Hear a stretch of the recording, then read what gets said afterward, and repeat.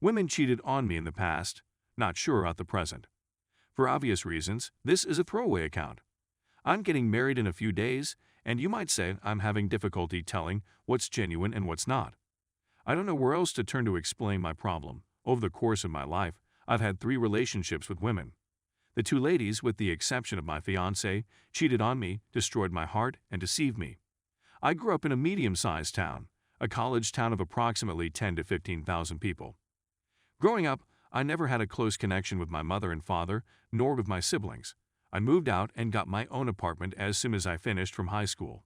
I've always aspired to be self-sufficient, and I've always wanted to interact with other folks. Perhaps my stressful familial circumstances explains why I want a family more than anything else. But it's only been about a year or so that I've been psychologically stable enough to explore that idea. I graduated from college amid the Great Recession. I was aimless when I completed and worked 2 jobs. Everyone told me that if I wanted to have any kind of job, I needed a master's degree. So I worked shifts at a warehouse during the day and did gardening on the side. And on Tuesdays and Thursdays at night, I work on a graduate degree. I met a girl who was considerably older than me via other pupils. Let's give her the name Anna. Anna was a small half-American/half-Thai woman who enjoyed classical dance and art history. At the time, I was 23 and she was about to become 30. She enjoyed everything that I liked. We bumped into one another on school a couple of times, as well as in pubs where we would converse and sometimes smoke pot out in the country while listening to music. I expected our connection would be purely platonic. I mean, she looked stunning, and I'm just a normal-looking man. Looking back, it appears naive, but 30 was smart at the time.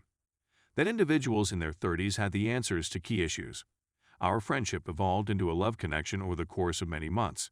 I had always been in love with her, and I believe I had persuaded her to fall in love with me as well. Anna had a kid, let's call her Aaron, who was 5 years old when I began dating her. Her biological father had left the family and relocated. So her early ideas about family reminded me of mine, or I could identify to her. I made it my mission to be as near to a father as possible. I wanted a family, and I wanted Anna and Aaron to be a part of it. And for almost 3-1/2 years, it was like a family. I got into a habit of going to work, coming home for lunch, and then coming home from supper. I play with Aaron, read her stories, and try my best. I suppose I was a lot more conventional than I realized. I told Anna it was okay if she remained at home and that I could work my 2 jobs while finishing school. We would sometimes plan our futures and the nice things that would come in bed. Maybe I'm romanticizing it, but I remember those years and those memories as years of joy. Anna and I still drink, smoke, and have a good time together. We had conflicts and disagreements, just like any other marriage, and we had good and terrible days. So as I already said, my life was excellent. And then there was Evan, my neighbor across the street, who came in and out of our home since we had an open-door policy. We kept some joints packed up in an old cigar box, so Evan could simply come in and help himself whenever he felt like it. And Anna and I had an open invitation to his house. If we wanted wine or peanut butter, we could just stroll over there and get some. So one day during my lunch break, I received a text from Evan saying he was about to open the front door when he saw Anna and one of my best friends kissing. Evan said that they did not notice him. Let's call him John, since he was the person she was kissing. John was small and not very handsome, but he hailed from an affluent family and was about to complete his medical degree. He didn't reside in town, but rather in a much bigger metropolis around 2 hours away.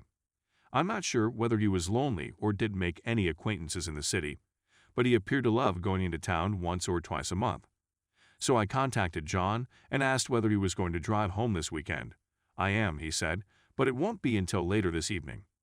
I phoned Anna and asked if she would mind cooking something for us all to eat that evening, and then I casually remarked, "Oh, did you know that John's coming in tonight?" She pretended to be astonished, as if she didn't know. I was about an hour away now, and it was common for me to not get home until 7 or 8 o'clock at night.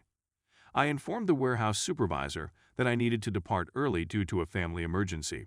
On the way home, I weighed the possibility that Evan, who isn't the most dependable or sober guy I know, had made an honest mistake. Then I texted, "Is there another vehicle in the driveway besides Anna's?" I described the appearance of John's automobile. Actually, Evan texted me back that no, Anna's vehicle is the only one in the driveway. I was scared at first, but as I got closer to the home, I laughed. Thinking Evan must have been high or maybe seen something, I receive a call from Evan around 7 miles away, and he informs me that the automobile type and model I described was parked on the opposite side of the street, which Evan would have spotted from the angle of his front yard. I emailed John and Anna that I could be running late this evening and that they should start supper without me if I don't return before dark. "Yeah, I'll probably be getting in just a little bit before you," John replied back. Anna responded via text, saying, "That's fantastic, I'm just tidying up the home." Evan and I approached from behind. When I opened the door, the two of them bolted. Everyone was yelling. I attempted to hit John, but I missed. He clocked me, and I went down after hitting my head on the wall. Evan pursued John and brutally beat him up in my driveway. Soon after, the cops arrived and arrested Evan. I felt awful since. I didn't have the funds to bail him out at the time, so I apologized to him the following day. "Don't worry about it," he said. It came out that John and Anna had been messaging and contacting each other while I was at work for many months. I assumed she believed he was a better long-term bet, monetarily speaking. We split up.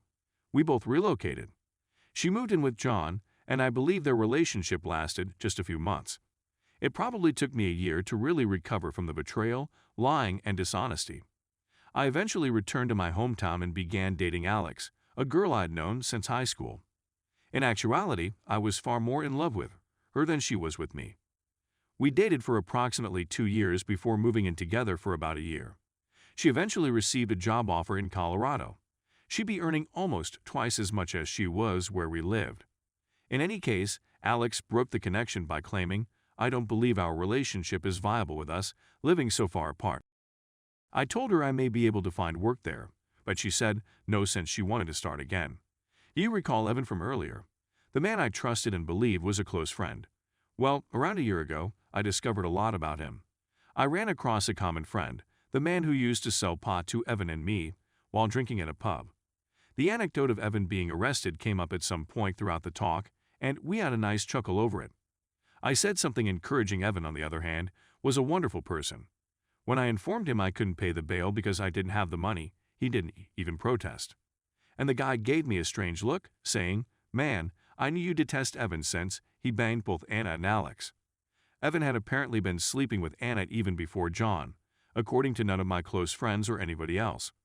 And the reason he assaulted John that night and wasn't furious that I couldn't bail him out was because Anna and John started dating, and I stopped sleeping with Evan. As a result, it had nothing to do with his being a close friend or even like me. And it came out that once Alex relocated to Colorado, she continued to date someone from our hometown, who turned out to be Evan. In reality, she had been sleeping with Evan while we were dating. It took me months to put all of this material together. Before my fiancé, the only 2 women I thought I'd ever loved had lied to me and cheated on me. Worse, everyone around me was aware of this except for me.